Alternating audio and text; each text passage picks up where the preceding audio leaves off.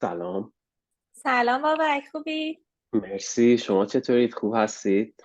منم خوبم. مرسی که انقدر به موقع و خیلی مرتب همکاری کردی سر این وبینار اولمون.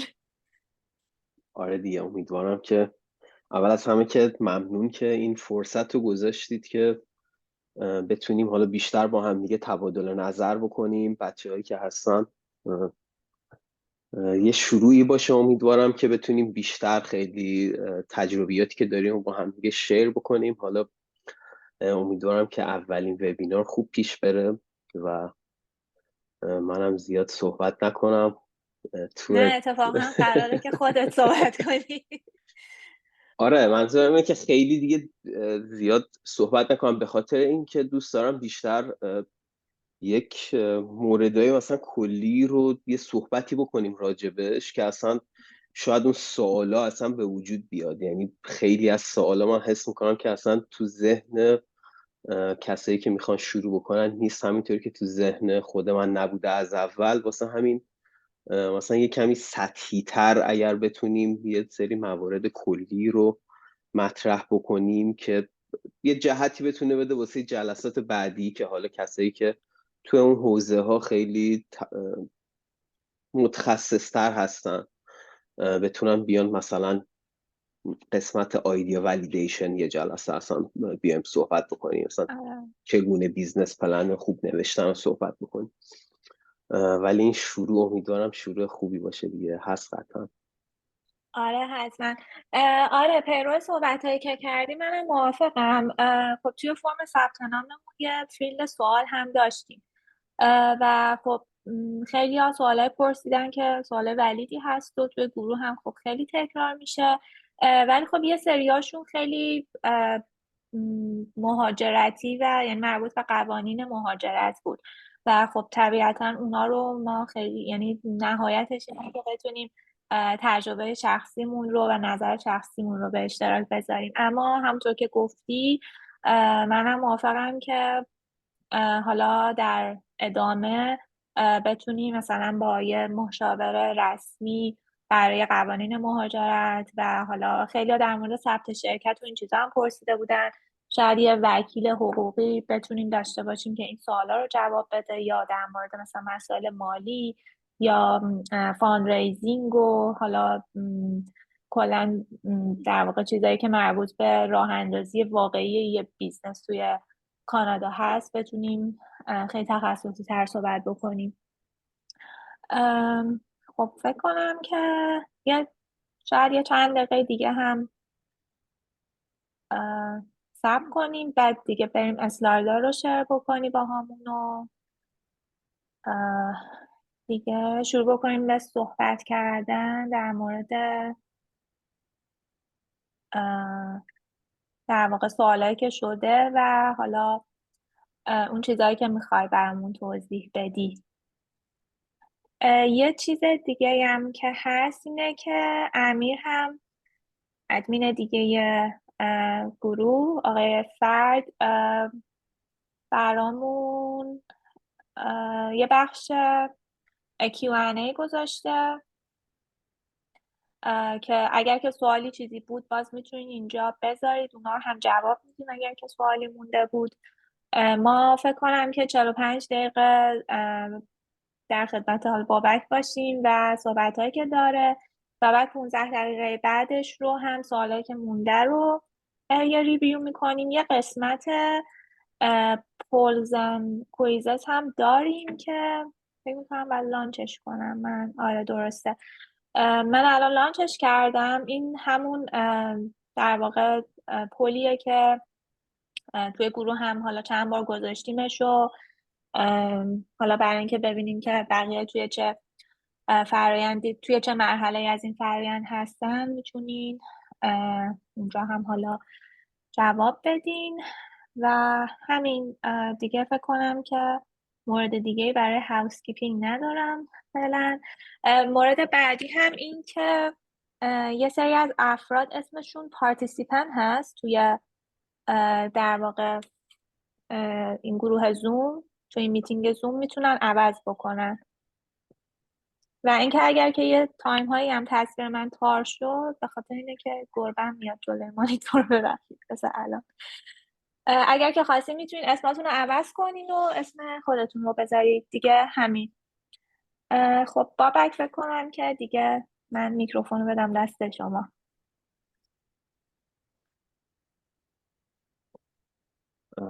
فقط قبلش من مطمئن بشم که صفحم درست شیر شده. اگر که ما میبینیم الان. هستش، شما میبینید به صورت کامل؟ نه کامل نه. آره الان اوکیش. الان به صورت کامل می‌بینید. آره. خیلی هم عالی. اول از همه که امیدوارم که همه اون دوستانی که میخواستم بیان اضافه شده باشم به لینک زوممون. سلام میکنم به همگی و خیلی تشکر میکنم که توی این جلسه اومدید. من خیلی دوست داشتم که بتونم تجربیاتم رو به اشتراک بذارم با همه کسایی که مثلا توی این گروه هستن. همه هم مسیر هستیم، یه مسیری رو شروع کردیم با هم دیگه و خب همیشه سعی کردیم به هم دیگه کمک بکنیم و دانشی که داشتیم رو به اشتراک بذاریم و امیدوارم که این یه شروعی باشه که تا بتونیم خیلی خیلی بیشتر همکاری داشته باشیم با هم، مخصوصا توی مواردی که میتونیم به هم دیگه کمک بکنیم. و حالا توی گروه هم من خودم بارها مطرح کردم، هم بقیه اعضای یه سری موارد حالا ممکنه مربوط بیشتر باشه به ساید مهاجرتی یا اداره مهاجرت یا قوانین مهاجرت که متخصص تر از من هستن که بیان صحبت بکنن راجع به اون، که توی جلسه های بعدی حتما راجع به اونا هم کاور میکنن وبینارهایی که هست افراد دیگه ای. توی این وبینار بیشتر میخواستم تجربه ای که خودمون داشتیم، تیم استارتاپی 2 نفره خودمون داشت، توی گرفتن استارتاپ ویزا رو باهاتون به اشتراک بذارم. ما تابستون سال 2021 تابستون سال 2020 اقدام کردیم برای PR از طریق استارتاپ ویزا و تابستون امسال، تابستون 2023 تقریبا بعد از 3 سال موفق شدیم PRمون رو بگیریم و خب خیلی پستی بلندی های زیادی داشتیم مسیر که خیلی تونست به ما کمک بکنه که بالاخره اون چلنج هایی که بود و پشت سر بذاریم و به یک علاوه بر این که به اقامت دائم رسیدیم، خود بیزنسمون هم بتونه پیشرفت بکنه توی کانادا. من یه اینترو خیلی کوتاه در مورد خودم اگر بخوام بدم، من سال 2012 بود که بعد از اینکه از رشته کامپیوتر ساینس فارغ التحصیل شدم، برنامه نویسی و پروداکت دیزاین رو شروع کردم و اولش جوین شدم به یه کمپانی که توی واشنگتن دی سی بود، هایپر آفیس. 5 سال با تیم هایپر آفیس بودم، خیلی کارهای متفاوتی کردیم، بیشتر توی زمینه پروداکت دیزاین علاقه‌مند شدم و کار کردم و توی تقریبا این 11 سال گذشته هم با استارتاپ هایی که توی ایران بودن، کمپانی هایی که توی ایران بودن و حالا چه بزرگ چه کوچیک فعالیت خیلی زیاد داشتم و به خاطر این فعالیتی که توی این حوزه استارتاپ از قدیمتر وجود داشتش واسه من، این شرایط به وجود آورد که بتونم از طریق استارتاپ ویزا کانادا، زمانی که متوجه شدم بررسی کردم، اقدام کردم. قبل از اون یک بار اقدام کرده بودم استارتاپ ویزای هلند، سال 2018 رفته بودم که بعد از هلند اقدام کردم برای استارتاپ ویزای کانادا. و توی این مسیر به خاطر اینکه خب همه دوستان، اطرافیان و آشنایانی که داشتم خیلی دوستای زیادی بودن که توی ایران میشناختم که توی کمپانی های تکنولوژی کار میکردن و به خاطر همین توی این مدت و چون این مسیر رو رفته بودم، خیلی از دوستان کمک میکردم بهشون در جریان استارتاپ ویزا پروسهشون بودم. تو اگر جاهای مختلفی داشتن نامه میگرفتن یا آشنایی دارم با اینکیوبیتور مختلف و دیگه میگم به خاطر اون سابقه‌ای که داشتم و خب استارتاپ ویزا هم مسیری که بودم، خواه ناخواه توی این مسیر قرار گرفته بودم. و ما 3 سال پیش که وارد کانادا شدیم با یک ایده دیگه بود که ایده‌ای که داشتیم ایده‌ای بود که مربوط به ساختن بک‌اند پروژه های وب بود که در واقع زیر ساختار رو میساخت و 2 بار پروژه‌مون رو عوض کردیم و اول سال 2023 پروژه جدیدمون لیندو ای آی رو شروع کردیم که در واقع ساخت وبسایت به هوش مصنوعی بود و توی این مدتی که گذشته خیلی فیدبک خوبی گرفتیم از بازار. الان توی راه جذب سرمایه هستیم و خیلی اتفاقای خوبی واسمون افتاده توی این مسیری که وجود داشته واسمون. یه اوورویوی حالا بخوام بدم در مورد صحبتایی که میخوایم بکنیم که حالا یه استارتاپ چطوری میتونه موفق باشه. و همین اول یک نکته رو که بگم، من خودم چون همونطور که گفتم توی زمینه نرم افزاری و هوش مصنوعی بود پروژه‌ای که کار کردیم و همه سوابق من، اون اطلاعاتی که دارم و یا راهنمایی هایی که بتونم انجام بدم بیشتر از همین منظره. حالا مثلا میتونه یه سری چیزای دیگه استارتاپی مثلا خیلی هاردوری هستش یا مثلا روباتیک هستش که به سخت افزار بیشتر مربوط هست رو شاید نتونم کاور بکنم، ولی سعی میکنم باز هم کلی باشه مواردی که میگم. یکی از مواردی که خیلی مهمه کلا تو موقعی که میخواد استارتاپ شکل بگیره، اون پایه و اساسی هستش که ما واسه استارتاپمون مشخص میکنیم که میتونه قسمت‌های مختلفی داشته باشه و یا تو بعد از اون میتونه اون روندی باشه که ما پیشرفت میدیم پروژه رو و میبریم جلو و اینکه چطوری اون پروژه رو ما داریم پرزنت میکنیم و چجوری داریم نمایش میدیم به بقیه. حالا این 3 موردی که من گذاشتم اینجا صرفا ترتیبی نیست و میتونه همیشه باشه، فقط صرفا من این ترتیب رو گذاشتم که اینطوری توضیح موارد رو بهتون بدم. اگر اول بخوام حالا شروع بکنیم از توضیح دادن استارتاپ فاندیشن که همیشه میتونه اون نقطه شروعی باشه که ما میخوایم یه استارتاپی رو بزنیم، یه ایده‌ای به ذهنمون رسیده، این ایده رو یا ایده که داریم رو نمیدونیم چطوری در واقع بپذیمش، چطوری بتونیم با دیگران به اشتراک بذاریم و یا ایده های خیلی مختلفی داریم که خیلی میتونه در واقع کاملا مشخصه که اون استارت پروژه است.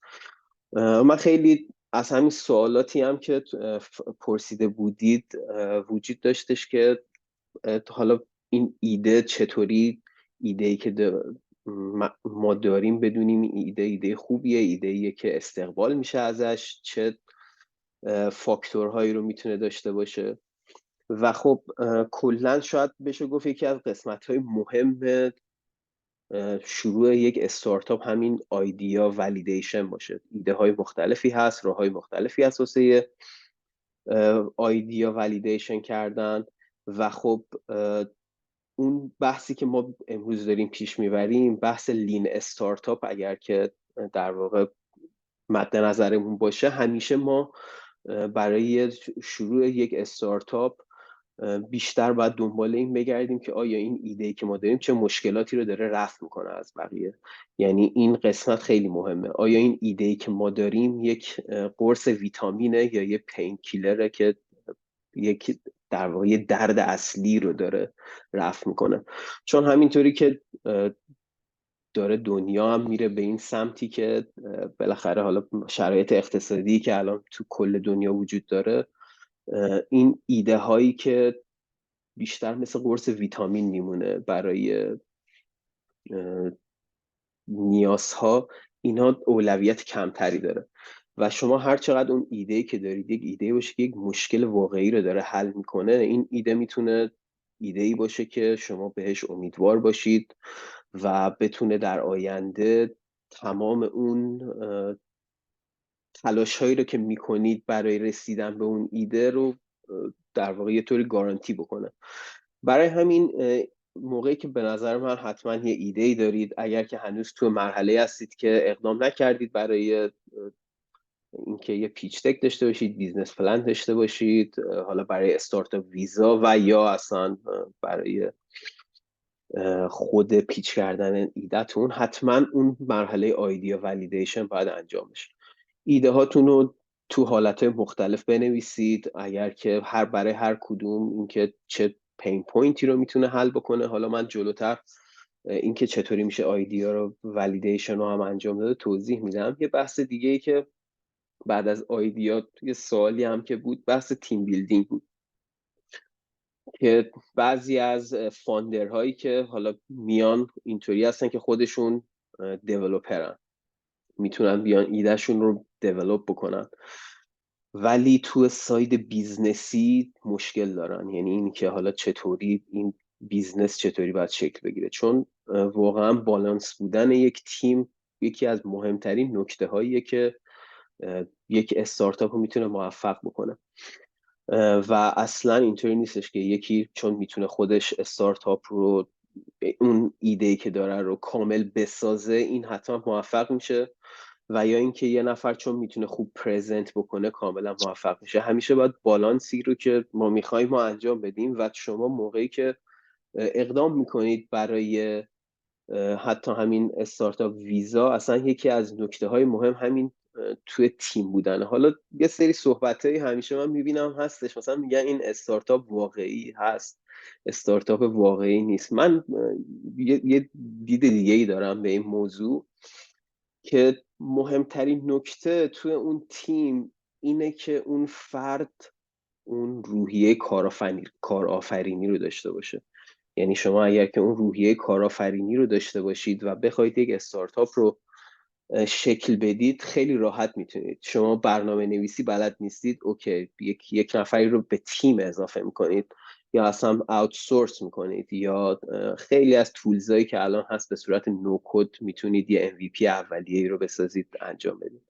ولی باید اون روحیه کارآفرینیه رو داشته باشید که بتونید موارد مختلفی که سر راهتون هست رو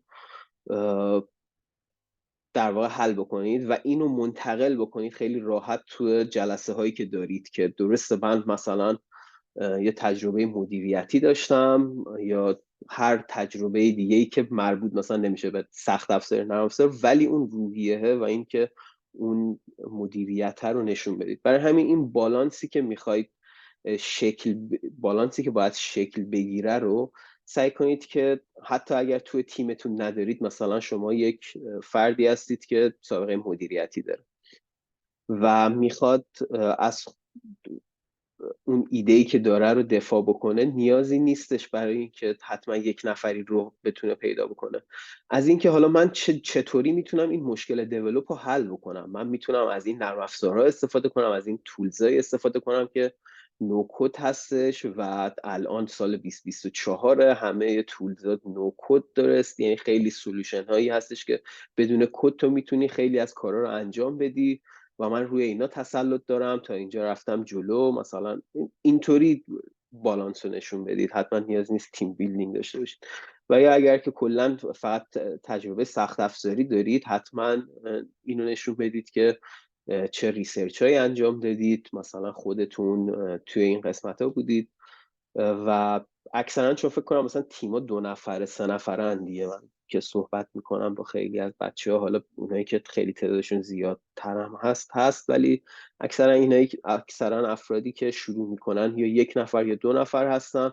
و خب این مشکله به وجود میاد دیگه که چطوری ما بتونیم این بالانس رو ایجاد بکنیم. یک نکته دیگه ای که توی فاندیشن هستش که اهمیت زیادی داره، اون هم همین بحث مارکت ریسرچه. که این هم سوال پرسیده بودن که خب ما مثلا مارکت ریسرچمون رو چجوری انجام بدیم بیایم کانادا. ببینید مارکت ریسرچ درسته یک مارکت ریسرچ یه اصطلاحه، ولی خب خیلی موردهای مختلفی داره و یکی از نکته‌های خیلی مهم میتونه باشه برای سرمایه‌گذار، برای اون کسی که در هر صورت میخواد استارتاپ شما رو یک ولیدیشنی انجام بده.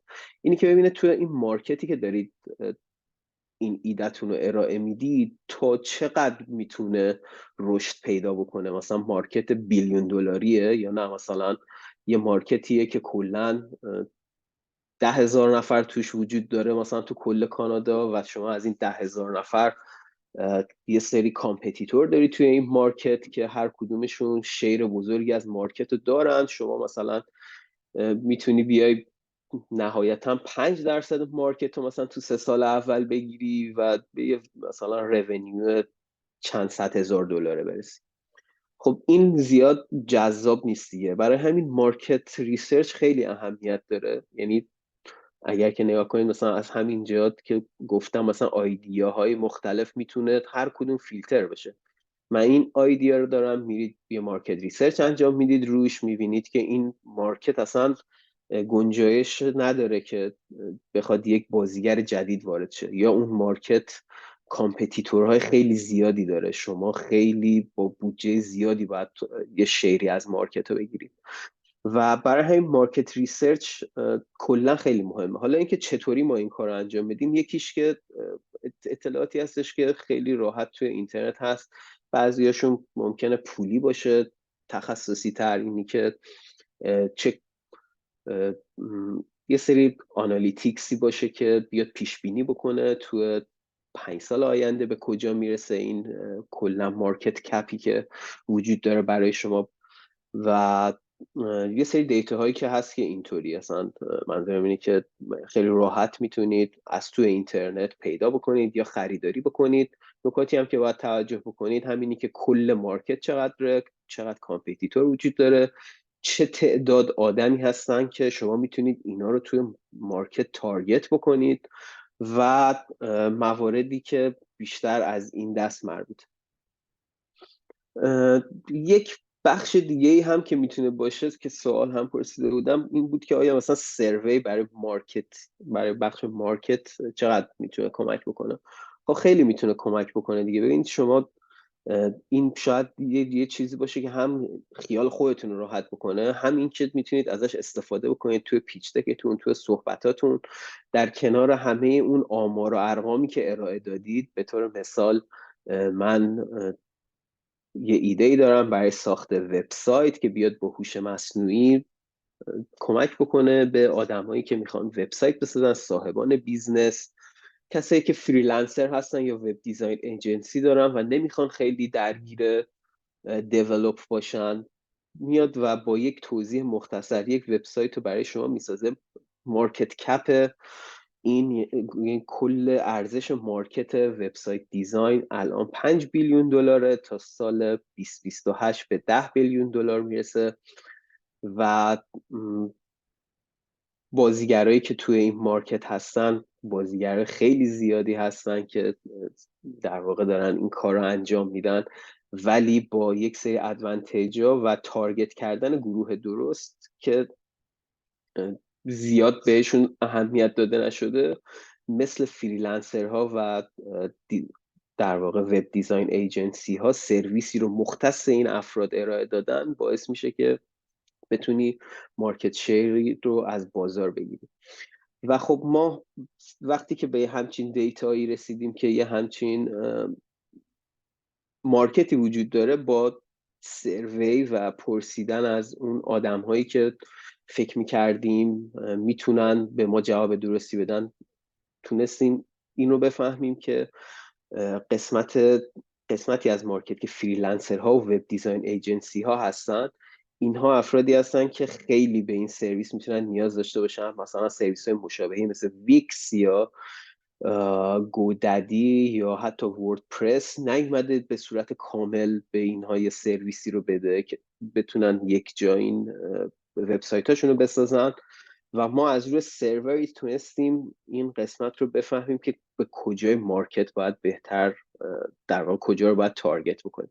توی یه لول بعدی اون سروی هم میتونه مهم باشه. یه نکته دیگه هم که خیلی اهمیت داره بحث فاینانشیال دیگه. ببینید شما حتی تو تیمی که هستید برای استارتاپ ویزا دارید اقدام میکنید یا خیلی عادی استارتاپ، بحثای مالی خیلی مهمه دیگه. شاید تو استارتاپ ویزا حتی خیلی مهمتر باشه، چون مثلا باید یه مدت 3 ساله مثلا اینجا اگر که با ورک پرمیت مخصوصا وارد کانادا بشید. این مواردی مثل این که چقدر قرار پول هزینه بشه و چون فاندر هایی که تو استارتاپ هستن که بالاخره باید از یه جای پول در بیارن دیگه، یا باید از سیوینگشون هزینه بکنن و اینا بهتره که همون اول مشخص بشه، چون به نظر من یکی از بزرگترین دلایلی که میتونه استارتاپ ها رو در واقع فیل بکنه این بحث فاینانشیاله و بهتره که از همون ابتدا این مبحث، این که هر کلا توی شرکت اگر قرار پولی تزریق بشه چقدر قرار پول تزریق بشه، آیا مثلا از نیازی که هستش قرار جذب سرمایه اتفاق بیفته، چقدر قرار هزینه بشه از این پول، چقدر قراره برای قسمت مختلفی مثل مارکتینگ هزینه بشه. آیا اینها درسته که نمیشه 100% گفت و مثلا همه چیز رو دقیق در آورد، ولی خب خیلی نکته مهمیه که ما بتونیم حتما این موارد رو هم یک درفتی رو داشته باشیم از این قسمت، چون میگم یکی از مواردی که ممکنه که استارتاپ فیل بشه تو مورد خاص خودمون، یه فاندری از یه جایی به بعد دیگه نمیدونم مثلا بره ویزای ورکش رو عوض بکنه حتی، و چون تو وقتی که استارتاپ کوچیکه مثلا 2 نفر 3 نفره، خود اون فاندرها میشن بیزنس، یعنی اون فاینانشال پروجکشنه بیشتر میتونه، یعنی درسته برای بیزنسه ولی مستقیم با فاندرها در ارتباطه. یکی این که اون تأمین بودن فاندرها چطوری میشه و اینکه برای بیزنس چطوری هزینه میشه، چون هزینه هایی هست مثل اینکیوبیتور یا منتورشیپ میخواید بگیرید یا مثلا برای دیولوپ، اینا خیلی مهمه این موارد فاینانشل. پس این 4 تا میتونه یه سنگ بنایی باشه برای اینکه یک با خیال راحت بتونیم بریم به مرحله بعد، یعنی مطمئن باشیم که اون آیدیایی که داریم ولید هستش، اون تیمی که داریم تیم خوبی هست، حالا چه اگر خودمون هستیم مثلا 1 نفر یا 2 نفر هستیم یا بیشتر هستیم، میتونیم این تیم رو بالانس نگه داریم. مارکتی که داریم توش میبریم جلو کارو مارکت با ارزشی هست و از لحاظ مالی حداقل میدونیم که تا چند ماه آینده، مثلا 18 ماه آینده، 2 سال آینده به مشکلی نخواهیم خورد با این شرایط. توی قسمت بعدی این قسمتی میتونه باشه که ما بیایم ببینیم که حالا این مواردی رو که با همدیگه در آوردیم با اعضای تیممون، آیدیا و بقیه مسائل که صحبت کردم، چطوری حالا ما میتونیم اینا رو ازشون استفاده بکنیم. یه سری از سوالای دیگه ای که پرسیده شده بود، مثلا فکر کنم خیلی هم زیاد بود، تو گروه هم پرسیده میشه، از منم خیلی پرسیده میشد توی این مدت. خب بحث بیزنس پلن دیگه، یعنی خیلی مهمه بیزنس پلن داشتن و اینکه چطوری نوشتن. شاید بشه گفت یکی از مهمترین مواردی که بعد از اینکه حالا اون آیدیا و مارکت رو خودتون تونستید به یک ولیدیشن برسید، استفاده کردن از بیزنس کنوسه. حالا بیزنس کنوس رو حتما خیلیاتون میدونید چیه و یه تفاوت کوچیکی هم که کلا داره، من اشاره هم کنم کردم، اینه که حالا یه بیزنس کنوس داریم که مدل ترادیشنال بیزنسیه که مثلا پارتنرات که هستن، چجوری تامین میکنی، اون چرخه تامینت چیه. ولی اون چیزی که حالا ما بیشتر صحبت میکنیم راجبش میتونه بحث لین کنوس باشه که من یه دونه اینجا آماده کردم که یه توضیحی بهتون بدم که این لین کنوس میتونه چکیده‌ای باشه از یه در واقع چطوری بگم، همه چی تو این خلاصه میشه دیگه، یعنی همون آیدیا ولیدیشنه، هم خود بیزنس پلن، پیچ دکتون که میاد تو چند تا بخش خیلی مهم استوار. این که همون نکاتی که گفتم، مثلا پرابلم چی هستش، اون پرابلم ها که دارید حل میکنید و درسته حالا اینا با این ترتیب گذاشته شده، و اینکه کاستومر سگمنت، یعنی این پرابلم و این کاستومر سگمنت خیلی میتونه مهم باشه. یعنی شما همه جا این دوتا موضوعیه که یا شما رو رد میکنه، یعنی شما رو به مرحله بعد میبره یا شما رو گیر میندازه. اینی که آیا این پرابلم هایی که دارید مطرح میکنید که هر کدوم از کاستومرهای مختلفی که دارید با چه مشکلاتی روبرو هستن، چقدر آیا مشکل واقعا اون کاستومرتون رو حل میکنه و چقدر با هم دیگه جور هستن، این دوتا بخش مشخص میکنه. شما مثلا یه سری پرابلم فکر آیدیاتون رو در بردید، میگید پرابلم ها اینه، کاستومر سگمنتتون رو با مارکت ریسرچ پیدا کردید و چه کاری که انجام میدید، میاد سروی برگزار میکنید یا سوال میپرسید از اون کاستومر سگمنت. آیا مثلا که ببینید واقعا این پرابلم ها، این سگمنتی که داریم راجع به استفاده کنیم، واقعا چقدر پرابلم اینا هست. ممکنه با این سگمنت صحبت بکنید، یه سری پرابلم جدیدی رو پیدا بکنید و یا اصلا کلا تو این سگمنت مثلا برید از یه ببینید نه این اون سگمنت ما نیست. برای همین این دوتا بخش پرابلم و کاستومر خیلی مهمه که دیگه بعد از اون، یعنی ما اگر که بدونیم پرابلممون برای سگمنت درستی داره در واقع اون مشکلاتش رو حل میکنه، راحت میتونیم واسه سولوشن همون بیایم بدیم که حالا ما برای حل کردن این مشکلی که کاستومر دارن چه راه حلی رو داریم و تو این راهی که داریم این بیزنس رو میسازیم اون کیمتریک هایی که داریم چیه. مثلا آیا تعداد خاصی از یوزر هستش یا چه چیزی هستش که به ما نشون میده که این بیزنس مدلی که ما داریم درست میکنیم داره کار میکنه. بعد از اون موارد دیگه که حالا اون یونیک ولیو پروپوزیشن، که این هم یکی از موارد خیلی مهمیه که حالا ما چه چیز خاصی رو داریم که داریم به اون کاستومر ارائه میکنیم. اون در واقع یونیک بودن ما تو کجاست. آیا ما الان داریم یک وبسایتی رو تولید میکنیم مثلا که بقیه هم دارن همون کار میکنن، خب چرا از اون دارن استفاده میکنن بقیه؟ یونیک ولیو پروپوزیشن شما چیه؟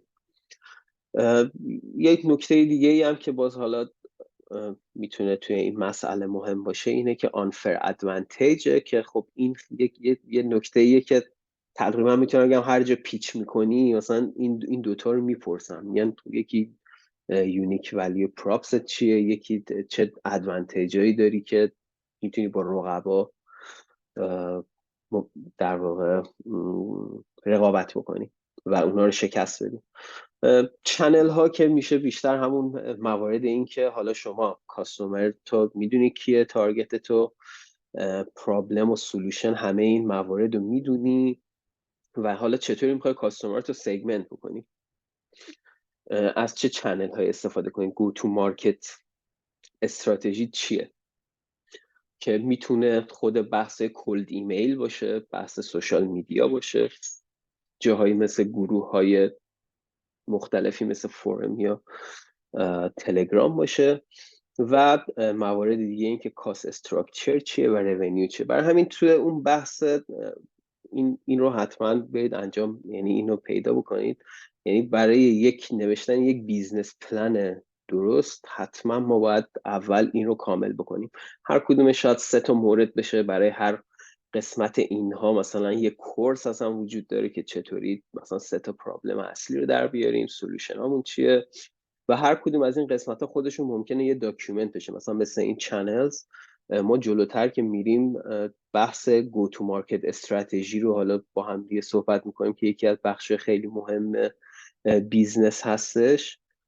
میتونه میگم یه داکیومنت جدایی باشه و خیلی کوتاه خواستم فقط این نکته رو بگم که حتما این رو تهیه بکنید وقتی که میخواید اون بیزنس پلنر داشته باشید. بعد از بیزنس کنوس که اون پرابلم سولوشن و مشکلاتی که ما داشتیم و در آورد که بتونه بهمون کمک بکنه، یکی دیگه از قسمت ها و داکیومنت هایی که هم میتونه برای سرمایه گذار جذاب باشه، هم میتونه برای گرفتن نامه خیلی اهمیت داشته باشه، LOS اهمیت داشته باشه، هم برای نمیدونم اداره مهاجرت. حالا جلوتر میدیم که آیا ممکنه تا چه حد ورود بکنه اصلا به این مسائل. مهم باشه بحث گو تو مارکت پلنه که اینوستور میگم یا اون جایی که نامه رو میخواد بهتون بده، این اون جاییه که شما از همه اون مراحل مثلا تاییدیه گرفتید که من میدونم پرابلم چیه،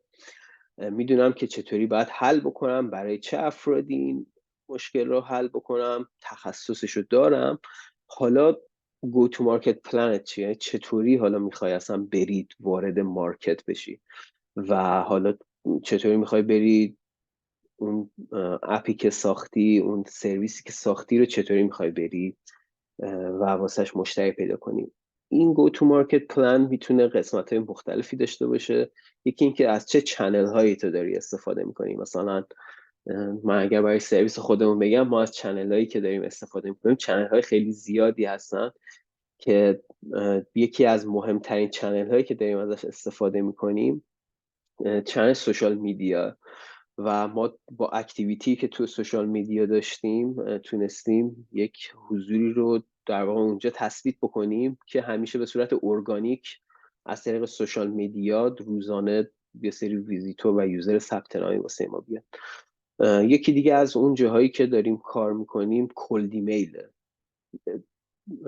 جمع آوری لیست ایمیل اون کاستومر هایی که به نظر ما میتونن یکی از مشتری خوب این سرویس باشن. اونا رو همه رو مثلا میتونیم بهشون ایمیل بفرستیم. یک سوشال میدیا کلد ایمیل. نیوزلترها هستش، توی نیوزلترهای مختلف در مورد مثلا سرویس ما صحبت میشه. تو خود بحث افیلییت هستش، افیلییت مارکتینگ هست که ما میایم ریونیو شیر میکنیم. اگر که یکی بیاد به یک مشتری رو معرفی بکنه به ما 30% میدیم به اون. مثلا این 4 تایی که گفتم، افیلییت، کلد ایمیل، سوشال میدیا و نیوزلتر، 4 تا چنلی هستش که برای ما خیلی یوزرهای خوبی رو، یعنی تعداد خیلی خوبی از یوزر رو داره هر روز برای ما میاره. حالا این گو تو پلن میتونه برای سرویس های مختلف، گو تو مارکت پلن میتونه برای سرویس های مختلف متفاوت باشه که حتما باید اشاره بکنیم. بیزنس پلن رو هم که یه توضیحی دادم که از رو همین بیزنس کنوس باید بنویسید و یه جوری رفلکت بکنه و همه این مواردی که حالا جلوتر، همه مواردی که صحبت کردیم اینا میان جلوتر و توی یه پیچ دک جمع میشه و پیچ دک هم خیلی نکته مهمیه. من هم تیم خودمون هم تیمای دیگه که دیدم، در واقع شاید همه این مواردی که گفتم پیچ دک خیلی مهم باشه. به خاطر چی؟ به خاطر اینکه شما باید بتونید اون قابلیتی رو از خودتون نشون بدید که توی یک اسلاید، توی تعداد اسلاید محدود، بتونید در واقع همه اون چیزایی رو که با هم یه صحبت کردیم تا اینجا و خودتون کار کردید و چیزهایی که توی بیزنس کنوس در آوردید رو بتونید منعکس بکنید توی این پیچ دک گو تو مارکتتون، قسمتی از بیزنس پلنتون، بیزنس مدلتون، مدل های درآمدیتون. و خب خیلی اهمیت زیادی داره این پیچ دک و حالا چون انقدر بحث طولانیه، مثلا خودش 10 تا کورس میتونه باشه، من خیلی واردش نمیشم، ولی حداقل این نکته رو، چند تا نکته‌ای که وجود داره راجبش بخوام بگم اینه که سعی کنید توی پیچ دک موقعی که میخواید درست بکنید خیلی، اگر که یه چیزی دارید که خیلی اهمیت داره، یعنی خیلی مهمه،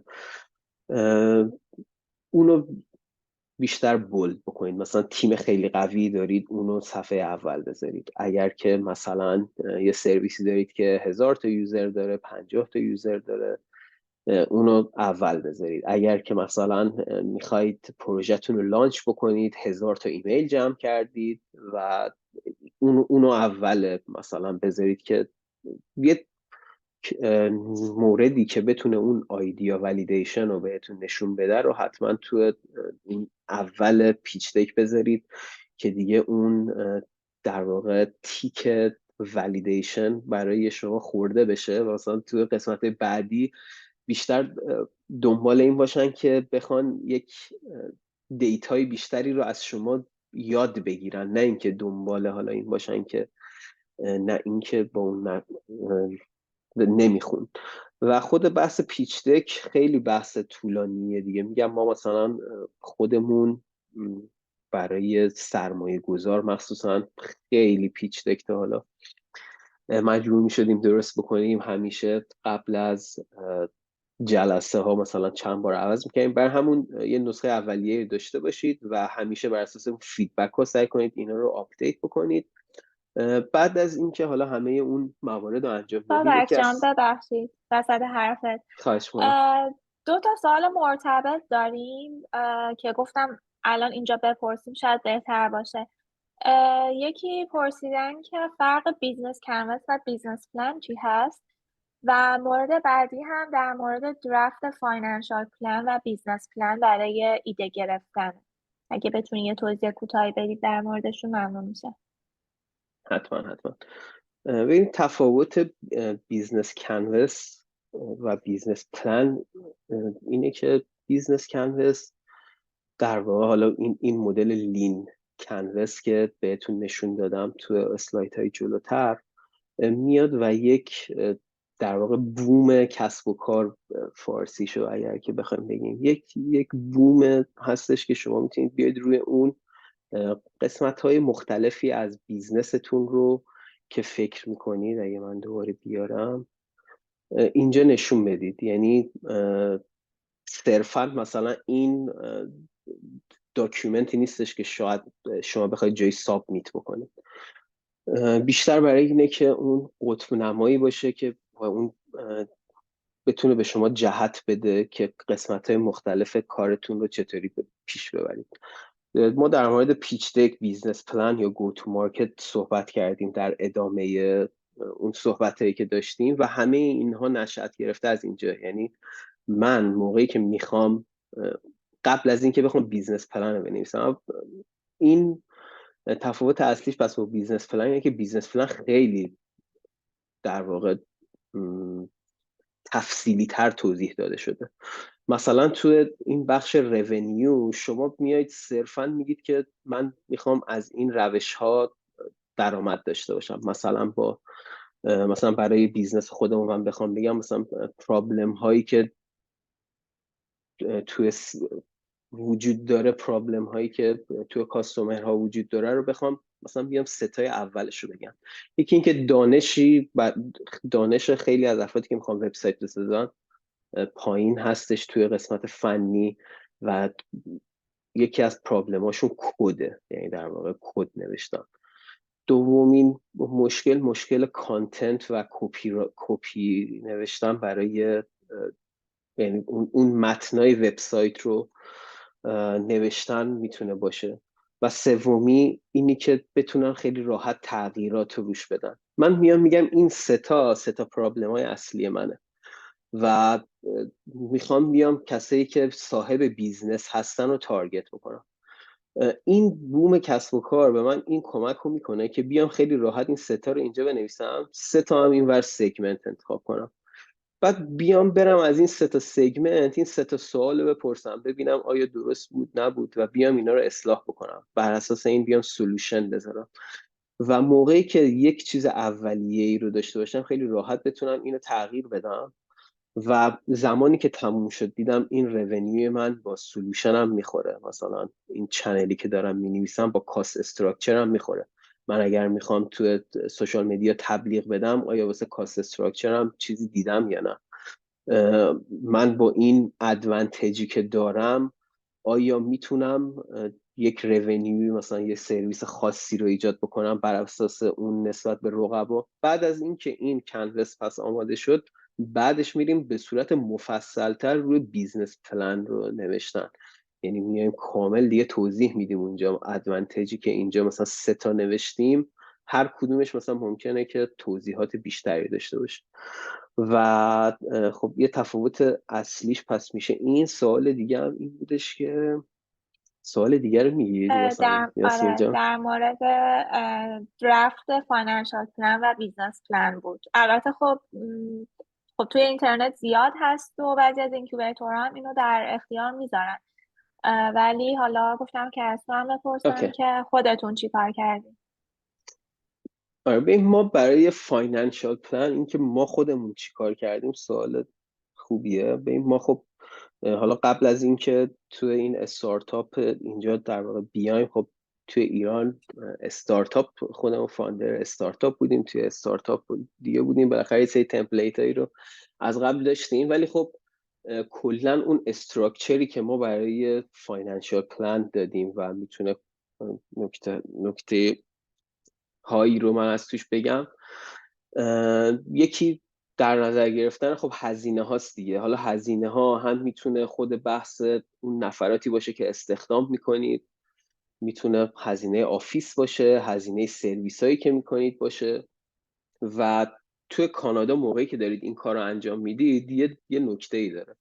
نکتهش اینه که دولت میاد سری کمکایی رو میکنه بهت، مخصوصا برای استخدام. یعنی استخدام نیروها توی کانادا شما میتونید از دو تا از در واقع به قول خودشون میگم ما بزرگترین اینوستورهای کاناداییم، دو تا میتونید استفاده بکنید. دو تا، یکی آیرپ هست و یکی شرد، که این دوتا میتونه خیلی کمک بکنه برای اینکه بیاین اون قسمت فاینانشیال. مثلا بگید من سالی میخوام $300,000 حقوق بدم، $200,000 رو شرد بهم میده و من میتونم مثلا شرد رو بگیرم به خاطر آیدیایی که دارم. یکی اون کاستا و هزینه هاتونه پس، و یکی دیگه هم این که مانس تو مانس بیاید پیش بینی بکنید که چقدر میتونید درآمد داشته باشید. و حالا قطعا خیلی زیاد هستش توی اینترنت، ولی کلا این فاینانشال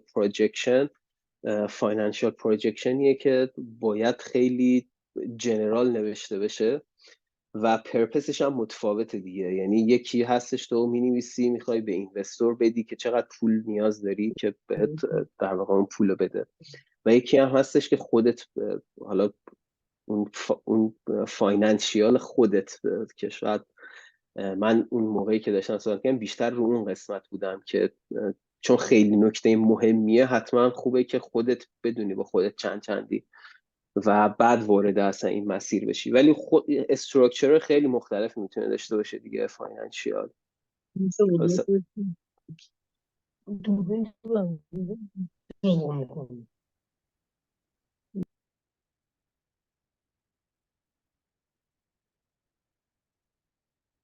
اوکی، مرسی بابک جان. خواهش میکنم. من خیلی سریع کنم چون زمانمون خیلی کمه، یه کوتاه فقط اینو بگم. این که یه نکته اصلا شاید خیلی مهم کلا وجود داره، اینه که چطوری خودتون رو پرزنت بکنید. یعنی همه اون بیزنس پلن و چه میدونم مثلا کنوس و همه اون موارد به یک طرف، منتها این قسمتی که چطوری بتونید خودتون رو پرزنت کنید خیلی مهمه. یعنی اون برندینگتون رو حتما سعی کنید حرفه‌ای باشه، وبسایت خیلی حرفه‌ای داشته باشید. یعنی من واقعا اینو خیلی جا دیدم. یعنی همون اینکیوبیتوری که LOS میخواید ازش بگیرید، همون آفیسر خیلی وبسایت واسش میتونه مهم باشه. یعنی سعی کنید که حتما تو وبسایتتون لینک به جای مختلف بذارید، خیلی حرفه‌ای نشون بدید، خیلی خوب توضیح بدید. خیلی نکته مهمیه، بازم تاکید میکنم وبسایت. و در کنار اون لینکدین پروفایلتون میتونه یکی از مهمترین جاهایی باشه که آفیسر چک میکنه. خیلی سوال پرسیده بودن که مثلا آفیسر چه چیزایی رو از شما خواسته یا چه چی رو خواسته. حالا فکر کنم خیلی اون کیس بای کیس باشه که حالا تو این جلسه صحبت نمی‌کنیم، ولی من فکر کنم که آفیسر، یعنی میگم نظر شخصی بازم، مثلا نه من آفیسرم نه هیچ، نظر شخصی اینه که خیلی میاد نگاه میکنه به اون اینکه شما چجوری خودتون رو پرزنت کردید و چجوری ارائه دادید. یعنی اگر که ببینید یک وبسایت خیلی حرفه‌ای دارید، توش توضیح داده شده، مثلا چنل فعالی دارید تو سوشال مدیا، دیگه مثلا و اینکه مثلا تو یه پروفایل آپدیت لینکدینی داری دیگه نخواد مثلا بره بیشتر، حالا بگه اینم بفرست واسه من، اینم بفرست، اینجا چی شد، مدرک تحصیلی باباتو مثلا بفرست. خیلی میتونه کمک بکنه اینکه چطوری خودتون رو پرزنت میکنید. اینکه کانتنت داشته باشید، کانتنت استراتژی داشته باشید. الان با AI همه این کارا خیلی راحت تر شده. حتما بلاگ بتونید تولید بکنید، بلاگ مرتبط تولید بکنید. خیلی اهمیت داره که اکتیو بودن خودتون نشون بده. و یه MVP خیلی ساده میتونید درست کنید. من همیشه گفتم مثلا اون MVP ساده حتی میتونه همین لندینگ پیج وبسایتتون باشه با یه جایی که ایمیل داره جمع میکنه. یعنی شما موقعی که دارید میفرستید نیازی، حالا اگر یه سری جاها گفتم ما دقیقا MVP نیاز داریم، این هیچ، ولی خیلی جاها که اینو نگفتم، برای اینکه اون آیدیا ولیدیشنتون رو نشون بدید میتونید یه لندینگ پیجی داشته باشید، خودتون رو توضیح داده باشید و گفته باشید من تو مثلا اواسط سال 2024 میخوام لانچ بکنم. اگر تمایل دارید که با خبر بشید مثلا ایمیلتون رو وارد بکنید. و MVP میتونه در همین حد ساده باشه و اون در واقع اون اینترست رو بگیره. حالا شاید نشه گفت MVP، ولی تو مرحله بعدی یه MVP خیلی ساده داشته باشید با تولزای نوکود مثل ایرتیبل، مثل سافت آر، مثل خیلی تولزایی هستش که حتما سرچ بکنید. مثلا نوکود اپ بیلدر، فرانتلی، خیلی ساده میتونید یه MVP رو درست بکنید و اصلا نیازی نیستش که هزینه های خیلی عجیب غریبی انجام بدید برای این قسمت. پس این قسمت خیلی جدی بگیرید، برندینگ، وبسایت، تو سوشال مدیا فعال باشید و یه MVP ساده داشته باشید. من 1 دقیقه فقط توضیح در مورد این بدم، چون 3-4 نفر پرسیده بودن که در مورد وایاتک توضیحی بده.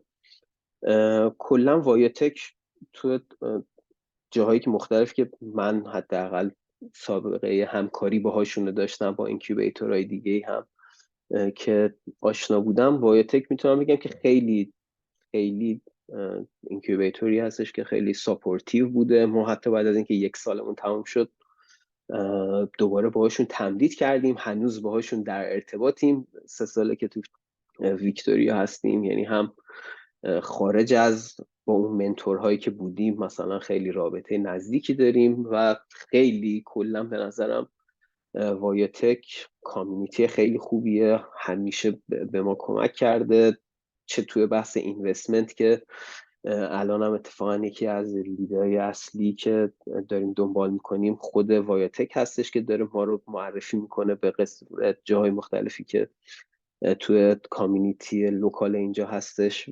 خیلی جای خوبی هستش و خیلی ساپورتیو. به نظرم حتما ترای بکنید. یه کمی قبول شدن توش ممکن سخت باشه، ولی خب خیلی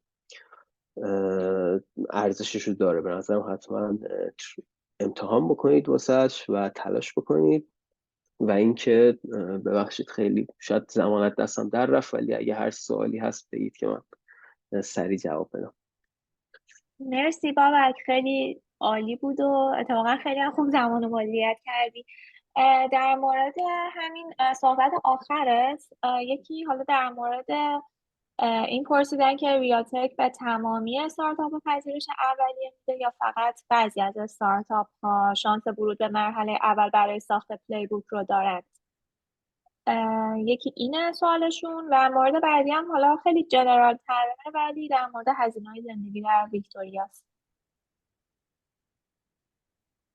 آره حتما. ببین وایاتک اینی که قطعا اینطوریه که خب اتفاقا ما همین چند وقت پیشم رفتیم راجع به همین موضوع صحبت میکردیم، باهاشون داشتن توضیح میدادن. این بودش که چون گفتم ما بیشتر میایم روی نرم افزار تمرکز میکنیم، چون جاهای دیگه هستن مثلا موقعی که بحث از حوزه سخت افزار میشه ما میایم ریکامند میکنیم مثلا به یه جای دیگه.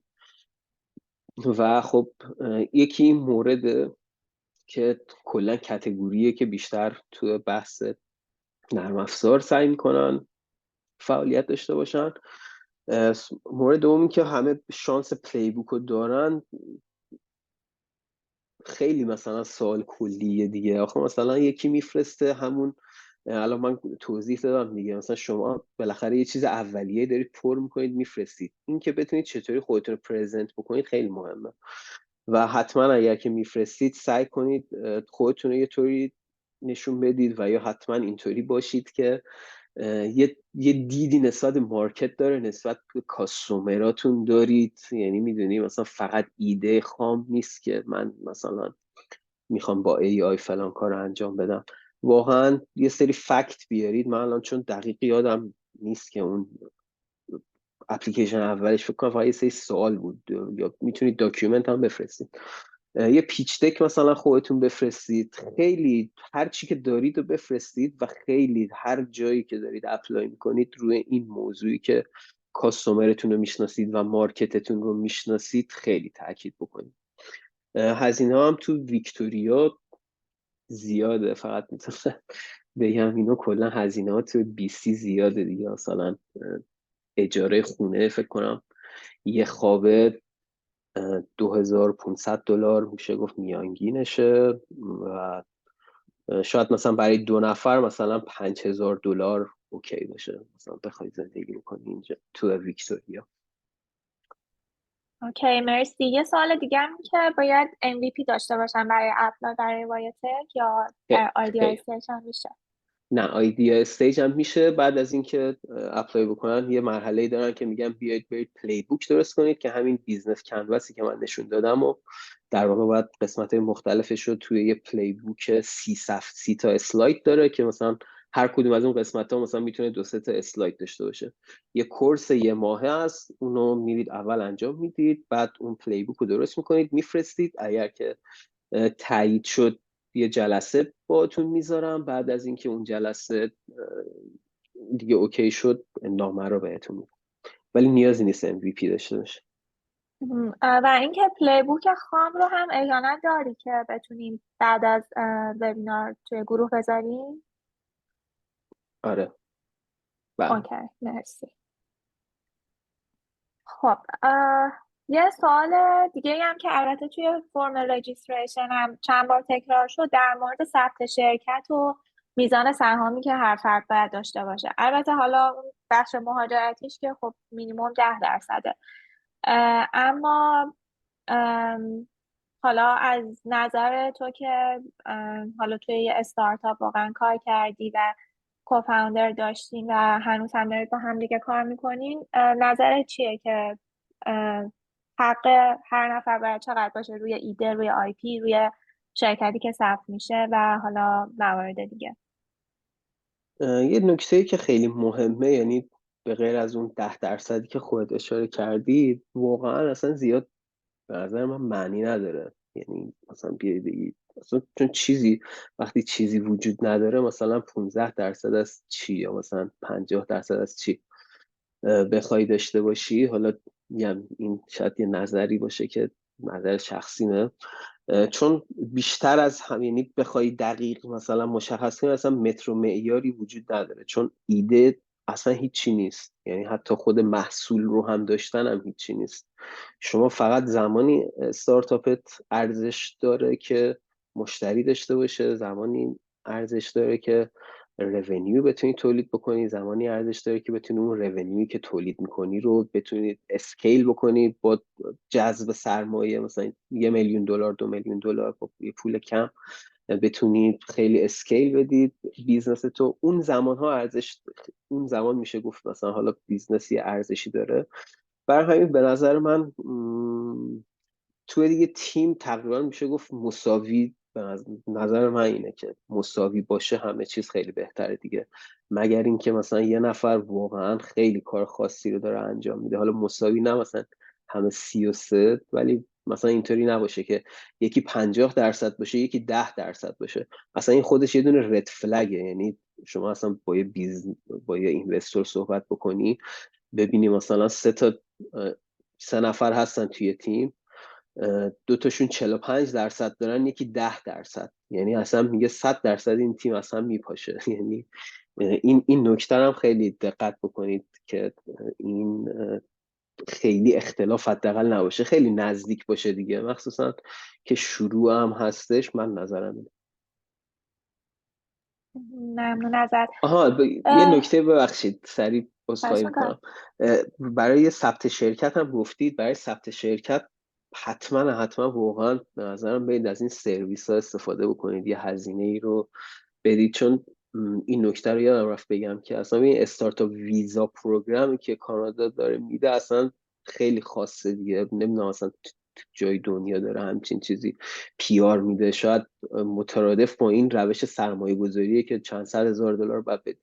برای همون مثلا این هزینه های کوچیک رو به نظرم انجام بدید. مثلا چه میدونم $500 بدم یه جا واسم کمپانی رو ثبت بکنه، ولی درست ثبت بکنه که مثلا 2 سال دیگه 3 سال دیگه خواستید برای بحث مالیاتی، برای بحث متفاوت جذب سرمایه به مشکل نخورید که مثلا اشتباه شرکت ثبت کردید، یا نباید مثلا سول پارتنرشیپ ثبت میکردید، لیمیتد ثبت کردید.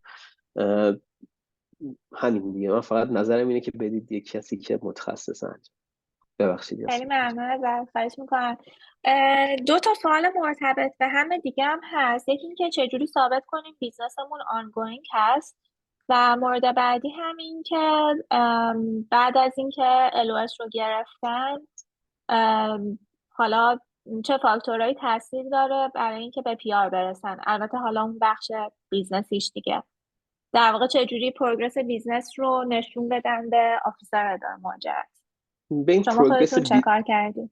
آره پروگرس بیزنس رو یکی هست یه جایی که میاد ازت میپرسه مثلا چه پروگرسی داشتید. حالا شاید منظور سوالشون اون بوده، ولی من یه دونه دیگه هم که قبلش بخوام بگم، واقعا شما خودتون باید فعال باشید دیگه. یعنی اگر دارید یه کاری رو برای بیزنستون انجام میدید، یه بلاگ مثلا هر چند ماه در موردش بنویسید، تو سوشال میدیا فعالیت داشته باشید، تو لینکدین در موردش بنویسید و این موارد رو حتما اشاره کنید بهش. سعی کنید که تو جاهای مختلفی اگر که مرتبط با بیزنس خودتون هستش، یه جایی مثلا گذاشتن که مثلا تو ونکوور میبینید یه ایونتی هست که شما میتونید برید شرکت بکنید تو اون ایونت با کمپانیتون. همون شرکت کردن تو اون ایونت خودش یه فعالیته. اون کسایی رو که میخواید پیدا بکنید که برای بیزنستون بیان، در واقع اون آدم هایی هستن که توی بیزنستون میتونن کاستومر باشن، با اونها نامه نگاری کردن، ایمیل فرستادن، اینا رو همه رو میتونید هم توی ایمیل توی بلاگاتون استفاده بکنید، هم میتونید اگر که ازتون خواستن ارائه بدید. خیلی مهمه. مثلا برای همین اگر که کانادا هستید، حتما برای شرد و آیرپ حتما اقدام بکنید. گرفتن هر کدوم از اینا خودش یه ولیدیشن بیزنستونه که میتونه خیلی راحت به آفیسر ارائه داده بشه. مثلا بیزنس من انقدر خوب بوده که شرد تونسته بگیره، یعنی تکنولوژی شد یه ارگانی تو خود کانادا تایید کرده. این موارد رو حتما انجام بدید. اوکی، ممنونم ازت. لینک ها رو هم من لینک شوه و آرپ رو گذاشتم توی چت، که حالا هر کس که میخواد لینک ها رو برداره. بعد یه سوال دیگه هم هست در مورد تعداد اعضای تیم. البته حالا یه جورایی در مورد صحبت کردی اول وبینار، ولی در مورد تعداد اعضای تیم و نقش ها پرسیدن. و یه سوال دیگه که هستم در مورد نحوه گرفتن کمک های مالی و وام ها برای شروع استارتاپ در کانادا است. نمیدونم شما خودتون تجربه داشتین توی این آره زمینه یا نه؟ آره اتفاقا یکی از سواله از قبلم بود که آیا تا قبل از PR میشه وام گرفت مثلا برای بیزنس. بله میشه وام گرفت، کلا بر اساس کردیتتونه دیگه. کردیت اسکور خوبی اگر داشته باشید، کردیت خوبی ساخته باشید، میتونید روی بیزنستون وام بگیرید. مثلا BDC $100,000 تا $100,000 به اسمال بیزنس ها وام میده بعد از 24 ماه که از فعالیتشون گذشته باشه. خیلی BDC مثلا 15 مدل فکر کنم وام داره. بعد ببینیم مثلا کدومش میخوره. به نیو کامرا وام میده، خود بانکتون وام میده. یکی این سواله بود یهو یادم افتاد که وام رو میتونید بگیرید. کمک هزینه ها هم که مهمترینش همین شرد و آیرپ بود. یه دونه دیگه هم هست سیدپ $2,400. این ساده ترین در واقع میشه گفت پولیه که میتونید بگیرید $2400 برای مثلا تبلیغات توی اینترنت یا خریدن سرویس. مثلا یه سرویسی رو میخرید $1000 مثلا پول سالیانشه، تا $2400 رو سیدپ بهتون میده. این اگه کمپانی کوچیکی باشید اینو حتما اینم بگیرید. دیگه یه چیزی بود اون برای تعداد نفراتم به این ایدئال مثلا بخوای بگی خب خوبه مثلا یکی باشه که سیلز هم مارکتینگ باشه، یکی باشه پروداکتی باشه، یعنی بدونه چجوری با آدمات در ارتباط باشه، و یکی هم باشه فنی باشه. این ایدئال ترین حالتشه که میتونه باشه. ولی خب شاید مثلا وقتی بحث مهاجرت و اینا هم میاد وسط، من خودم مثلا همیشه به نظرم 2 کوفاندر کافیه. یعنی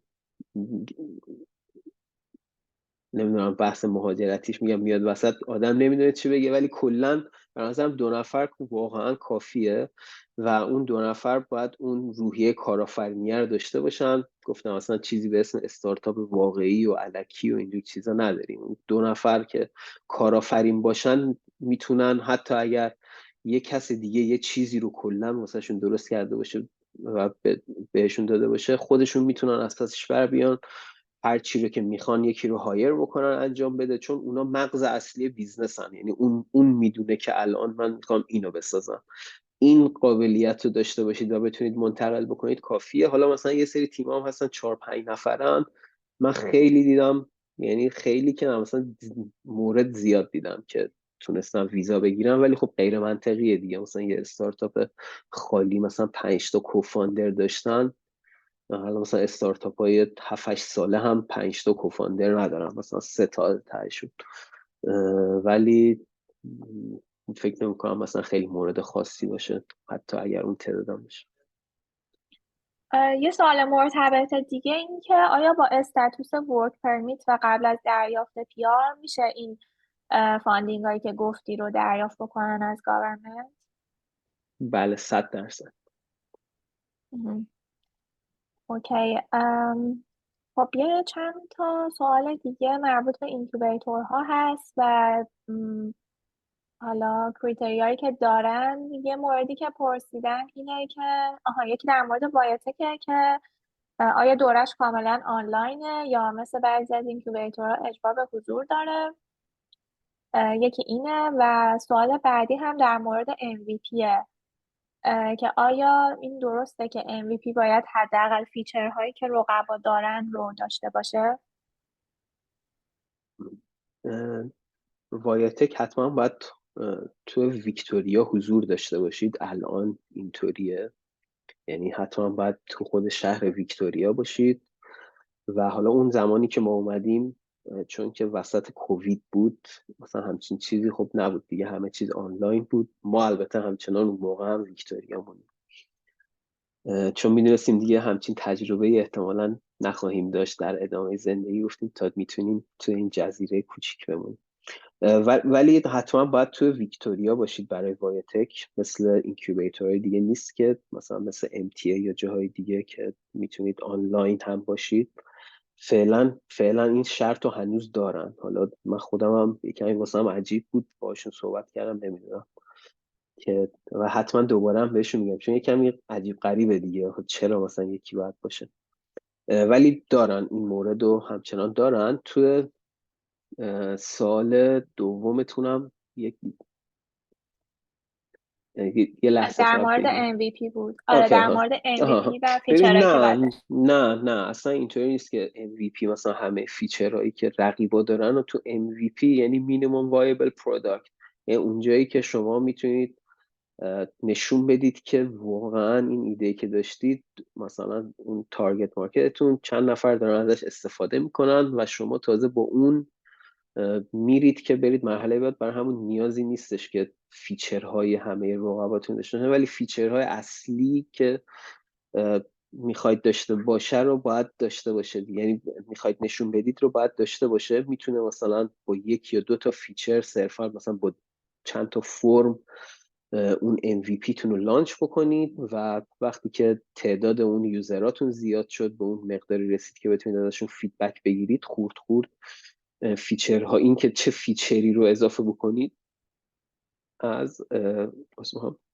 از کاربراتون بپرسید. یعنی اصلا نیازی نیست که برید 1 سال بشینید دیولپ بکنید بعد بیاید مثلا تازه بخواید پیچ تک واسش درست بکنید، حالا بیاد نه اصلا این کار بکنید شکست میخورید. با ساده ترین چیزی که میتونید MVP تون رو درست بکنید و خورد بهترش کنید. ما خودمون همین لیندو رو اولش که شروع کردیم مثلا با ورد درست میکردیم میفرستادیم، مثلا یکی میگفت من یه هم چیزی میخوام، میرفتیم با ورد اونور درست میکردیم واسهش زیپ میکردیم میفرستادیم. مثلا یه هفته اینجوری ما MVP مون رو بردیم جلو، بعد دیدیم مثلا 100 نفر درخواست دادن، بعد تازه رفتیم شروع کردیم مثلا یه جایی بنویسیم که یوزر بیاد لاگین بکنه. برای همین نه اصلا نیاز نیست کل فیچرها داشته. خیلی ممنونم ازت. خب حالا در راستای همین دیولوپ محصول پرسیدن که دیولوپ اپلیکیشن چقدر مهمه، احتمالا برای حالا نشون دادن پیشبرد بیزنسشون میپرسن. به نظرم خیلی مهم نیست. یعنی میگم انقدر موردهای دیگری هست که مهم هست که خود اون دیولوپ محصوله، یعنی اینی که شما حالا جدا از این که باید یه MVP داشته باشید در هر صورت، مثلا وقتی که سافتور هستید حتما باید یه MVP داشته باشید، ولی مثلا این که خیلی چیز خارق‌العاده‌ای باشه این اهمیت نداره. با یه سری تولزهای آنلاین واقعا میتونید MVP تون رو بسازید. یه بار دیگه میگم اسمشونو، حالا بعدم میفرستم، مثلا مثل ایر تیبل، مثل سافت آر، مثل واقعا اسمشون اصفایی میکنم یادم رفته، حداقل مثل فرانتلی، اینا همه تولزایی هستن که شما خیلی راحت بدون نیاز به دونستن کد میتونید بیاید و یک اینترفیسی رو درست بکنید که اون کار MVP تون رو راه بندازه. حالا اگر که خیلی تو موارد سنگین، یعنی مثلا خیلی ایدهتون پیچیده تر هستش، خب میتونید روی اون کار بکنید، یعنی برنامه ریزی بکنید، پلن بریزید و اون هزینه رو تزریق بکنید اگر که واقعا مطمئنید اون چیزیه که میخواید بسازید و صرفا اون پولتون رو دور نریزید. اگر فقط صرفا مهاجرتی بخوایم بهش نگاه بکنیم شاید اونقدر مهم نباشه موفقیت یا عدم موفقیتش، ولی با این حال بازم میتونه اون اهمیت رو داشته باشه. ولی میگم خیلی چیز بزرگی نیست، یعنی شما انقدر راحت میتونید حتی برای اداره مهاجرت یا برای جایی که میخواید برید خیلی راحت تر از این حرفایی که حتما یه محصول تمام فیچر داشته باشید خیلی راحت تر میتونید اینو نشون بدید با یه MVP، با اکتیویتی هایی که داشتید، با مثلا اگر جایزه هایی گرفتید، با مثلا شردی اگر گرفتید، سیدپ اگر گرفتید، اینا همه میتونه نشون بده که شما پروگرس داشتید، دارید میرید جلو و حالا اون زمانی که به اون بلوغ تکامل کامل برسید هم یه دونه اپلیکیشنتون رو میدید بیرون. خیلی ممنونم ازت. خب یه ذره داریم از تایممون میریم بیرون و اینکه همینجوری هم هی دارن سوال میپرسن.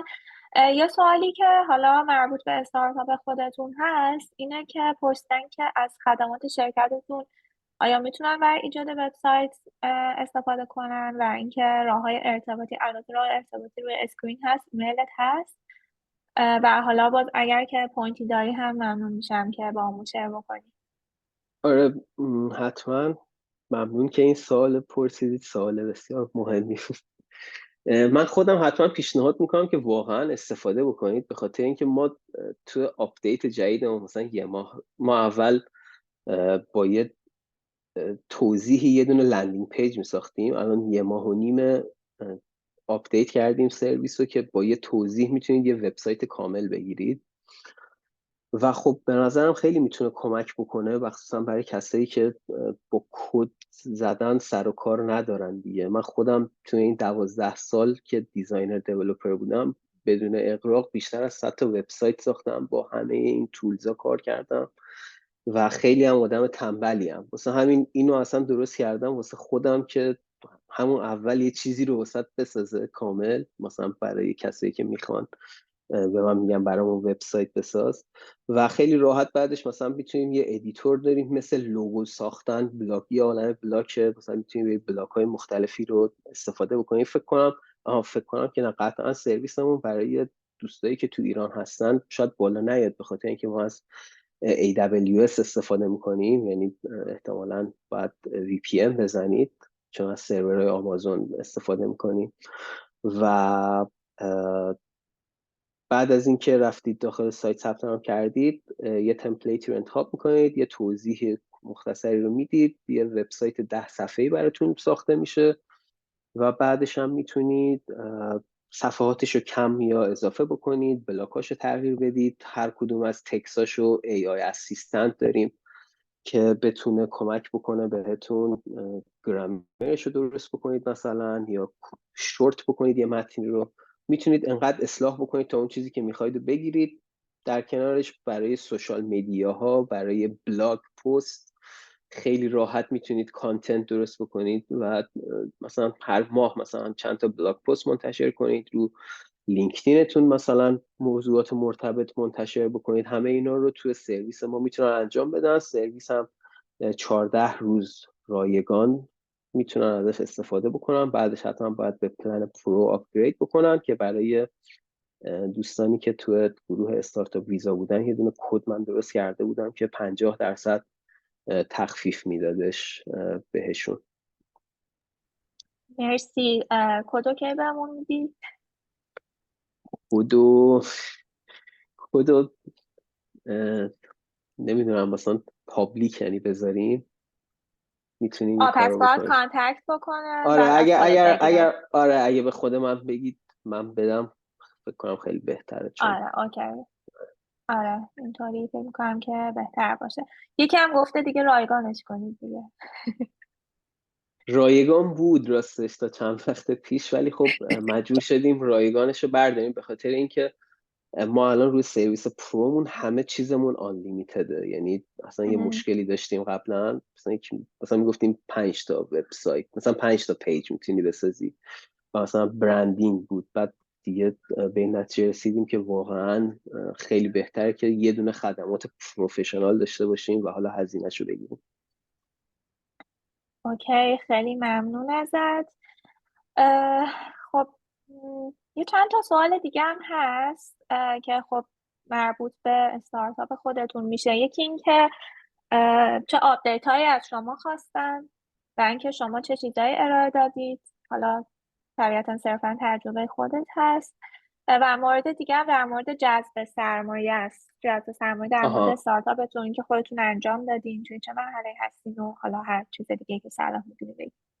به این واقعا این قسمت آپدیت خواستنه به نظرم خیلی شخصیه، چون من اصلا یه سری چیزای عجیب غریبی مثلا تو این گروه دیدم از بعضی دوستان خواستن، ولی از تجربه شخصی خودم اگر که بخوام بگم و تیم خودمون رو، هنوز نمیدونم که اداره مهاجرت میدونه ما دقیقا داریم چی کار میکنیم یا نه. به خاطر اینکه ما بعد از اینکه اپلای کردیم دو بار بعد از اون عوض کردیم استارتاپمون. یعنی اول یه چیزی بودیم که میومد بکند میساختش برای سرویس ها، برای بار دوم که اومدیم تغییر دادیم روی یه استارتاپ فینتک بودیم که کاملا اصلا اون خیلی استارتاپ سنگینی بود. مثلا یکی از نگرانیامون همیشه این بود که ما با پی آر آیا میتونیم همین مجوزش رو بگیریم. مثلا ما از ویزا کارت رفتیم مجوز صدور کردیت کارت گرفتیم و خب خیلی استارتاپ خوبی بود اونم، که استارتاپ قبل از این اون بود. و بعدش اومدیم این ای آی. اینا رو گفتم که بگم حالا چه چیزایی رو از ما خواستن. توی آپدیت اول صرفا ما مثلا 2 سال بود اومده بودیم کانادا، از ما پرسیدن میخواید بیایید کانادا، میخواید چی کار بکنید. مثلا ما اینجوری بودیم که خب ما که 2 سال کانادا هستیم. ولی خب حالا کاری با اون سوالش ندارم، ولی ما آپدیتی که دادیم آپدیتی بود که یه آپدیت یه صفحه‌ای بود که صرفا فقط همه اون دستاوردهایی که داشتیم مثلا توی 2 جا برگزیده شده بودیم، توی 2 تا از ایونت ها مثلا به عنوان 3 تا استارتاپ برتر اونو فقط فرستادیم. اینکه شرد و آیرپ گرفتیم و فرستادیم که مثلا بر این اساس بوده، و یک سری موارد از ترکشن هامو فرستادیم، چقدر درآمد داشتیم، چقدر یوزر گرفتیم، ولی مثلا در همین حد بود دیگه. هیچ وقت از ما مثلا بیزنس پلن نخواستن. میگم خیلی این حرف شاید عجیب غریب باشه که دارم میزنم، ولی واقعا به نظرم فعال بودن روی لینکدین و وبسایت خیلی میتونه کمک بکنه به اینکه آفیسر خیلی شاید کنجکاو نباشه که دقیقاً بیاد تا ریز بیزنس تو رو در بیاره. یعنی اون رد فلگا هر چقدر کمتر باشه خیلی میتونه اهمیت داشته باشه. واسه همین لینکدین، وبسایت و سوشال مدیاهای بیزنسیتون رو خیلی جدی بگیرید. خیلی متشکرم. مثلا در مورد جذب سرمایه اگر توی آها، توضیح جذب. کوتاهی بدی. به این جذب سرمایه الان خیلی سخت شده، خیلی سخت شده. 3 سال پیش خیلی راحت تر بود. همینطوری مثلا یه بابلی درست شده بود که به همه پول میدادن. الان خیلی سخت تر شده به خاطر اینکه احتمالاً 2024 رسیشن قرار باشه و نمیدونم دیگه از اینی که الان هست چقدر میتونه سخت تر بشه. ولی خب کلا سرمایه یه کمی الان سخت تر شده، ولی همچنان سرمایه گذارا وجود دارن دیگه. حالا مثلا بیشتر سعی میکنن تو AI سرمایه گذاری بکنن. این یکی در مورد خودمون فضای سرمایه گذاری باشه صحبت بکنیم. یکی این که تو کانادا یه خوبی که هست، خب نزدیک به آمریکاست و خب شاید خیلی راحت تر اونها سرمایه گذاری بکنن و تو این استیج هایی که حالا ما صحبت میکنیم اکثرا شما باید برید دنبال انجل اینوستورا. یعنی مثلا میخوای پریسید بگیری یا مثلا انجل راند بگیری مثلا تا $500,000. مثلا شرکت های سرمایه گذاری یا ونچر ویسی ها زیاد جای خوبی نیستن برای رفتن و درگیر موضوع شدن. انجل اینوستورها خیلی بهتره. مثلا شما میتونید یه انجل گروپ پیدا بکنید که هر کدوم مثلا $100,000 بذارن که $500,000 شما رو تامین بکنه. ما الان خودمون میخوایم یه دونه راند پریسید داریم که برگزار بکنیم که $300,000 میخوایم در واقع جذب سرمایه بکنیم. و یه نکته‌ای که حتما باید دقت بکنید، مدل‌های مختلفی از جذب سرمایه است که اتفاق میفته که الان که نه، مثلا یه مدتیه که یه روشی به اسم سیف هست، خیلی ترنده. یعنی شما میاید سیف اگریمنت میبندید که در واقع این اگریمنتیه که وای کامبینیتور تو آمریکا این استاندارد گذاشته و سیف مخفف 4 تا کلمه است که الان Agreement for Future Equity میشه. یعنی شما مثلا نمیایید بگی مثلا شما $100,000 بده من به تو 5% میدم، 10% میدم. اون پول رو میگیری و میگی من هر زمانی که خواستم توی راندهای بعدی ایکویتی بکنم در واقع اون اینوستمنتی که گرفتم، اون زمان سهم شما مشخص میشه. و این یه چیزیه که خیلی به نفع فاندرها، مثلا چون اول کار شما بیزنست زیاد ولیو نداره دیگه. مثلا میخوای بری مثلا نمیتونی بری بگی من ارزش بیزنسم مثلا $10,000,000، شما $500,000 الان داری به من میدی، مثلا 5% بهت میدم. این شاید اصلا همخونی نداشته باشه. ولی شما موقعی که میای و با این قرارداد سیف میبندی، میگی شما $500,000 رو به من بده، من هر زمانی که با هر والویشنی خواستم تبدیل بکنم به ایکویتی، مثلا تو مرحله مختلفی داریم. سریز پری سید، سید سریز A. مثلا میگه من تو سریز A که خواستم 3 میلیون دلار 4 میلیون دلار جذب سرمایه بکنم، اون موقع در واقع اون پولی که تو دادی رو با اون والویشن به علاوه 20% دیسکانت هم بهت میدن. یکی این نکته است که خیلی مهمه، سیف انجام دادن و رفتن جلو. و اینکه چطوری حالا این انجل گروپ ها رو پیدا کردم، از طریق همین مثلا اینکیوبیتوری که میایید اینجا همشون میشناسن و خودتون هم حتما سعی کنید توی ایونت های مختلف رفت آمد داشته باشید، برای آدم های مختلف فالو آپ، برای آدم های مختلف مثلا یه نیوزلتری درست بکنید برای اینوستورها فرستادن که باهاشون آشنا بشید. تو هر لولی که هستید میتونید پیچ بکنید، چون مثلا با یه انجل اینوستور الان صحبت میکنید، یه سال دیگه براش یه آپدیت میفرستید و این ارتباط تنگاتنگه خیلی کمک میکنه برای داشتن چه آدم هایی رو میخواید برید جلوشون پیچ بکنید.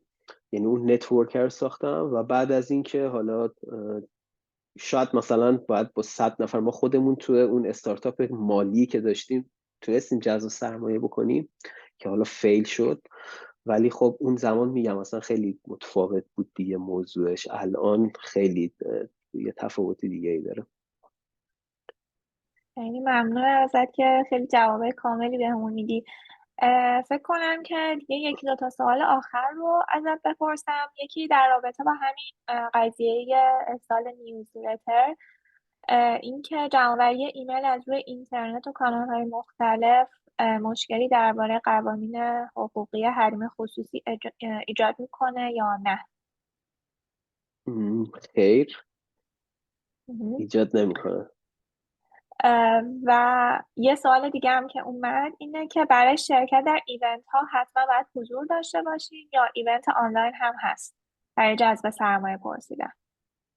آره، به این ایونت های آنلاین قطعا هست دیگه، یعنی نمیشه که نباشه، ولی خب خیلی کمتره و خب اون حضور داشتنه خیلی میتونه مهم باشه. اگر مثلا این سوال رو میپرسم واسه دوستایی که مثلا خارج از کانادا هستن، شاید این سوال براشون مطرح بشه. به نظرم خیلی سخته دیگه، یعنی حالا اگر تو اون کیس خاص باشه حتما حضور داشتن خیلی میتونه اهمیت داشته باشه.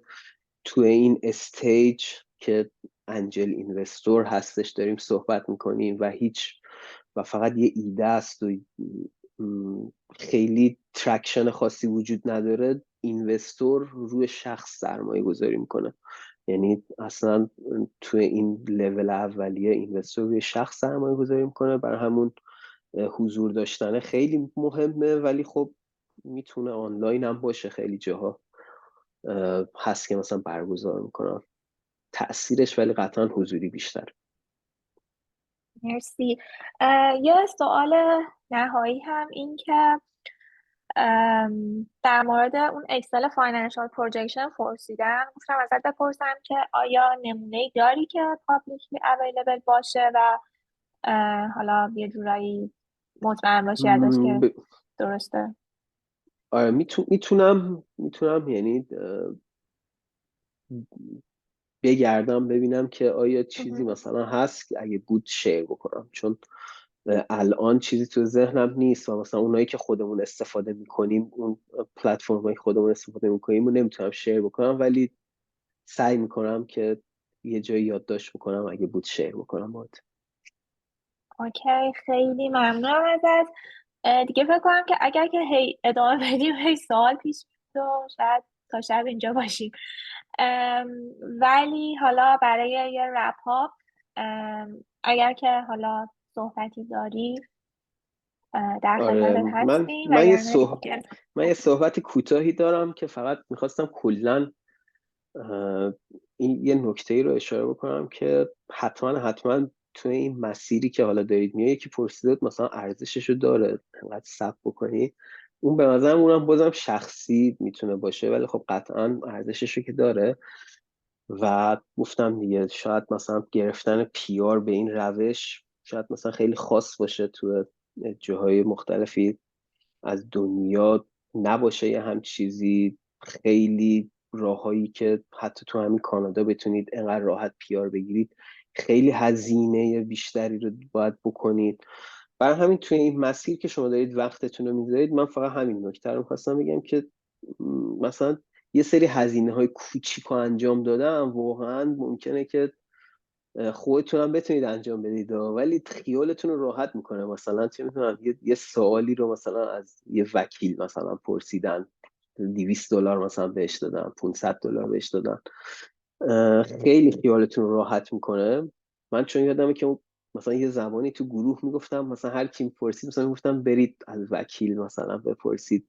یه دفعه کرده بودم مثلا من وکیلم خودم که اینو میگم، ولی واقعا این مایندست رو به نظرم خیلی خوبه که داشته باشیم. از متخصصا مثلا چند $100 هزینه کردم برای یه چیزی که شاید واقعا برای هر فردی 100 تا 200 هزار دلار ارزش داشته باشه، خیلی میتونه کمک بکنه. حتما کمک بگیرید از هر کسی که میتونید. اگر هزینه ای داشت مثلا من پیشنهادم اینه که انجام بدید، چون واقعا خیالتون رو راحت میکنه از خیلی از موارد و با انقدر استرس منزه کافی هستش مثلا تو این مسیر که اون چیز کوچیک رو بتونید رو دوش خودتون بردارید به یه نفر دیگه بدید. و اینکه هر سوالی که داشتید حالا تو گروه من سعی میکنم جواب بدم اگر که بود. و امیدوارم که حالا من اینو شروع کردم این جلسه امروز رو، خیلی آدمایی هستن که تو گروه خیلی دانش بیشتری دارن، حتما بیان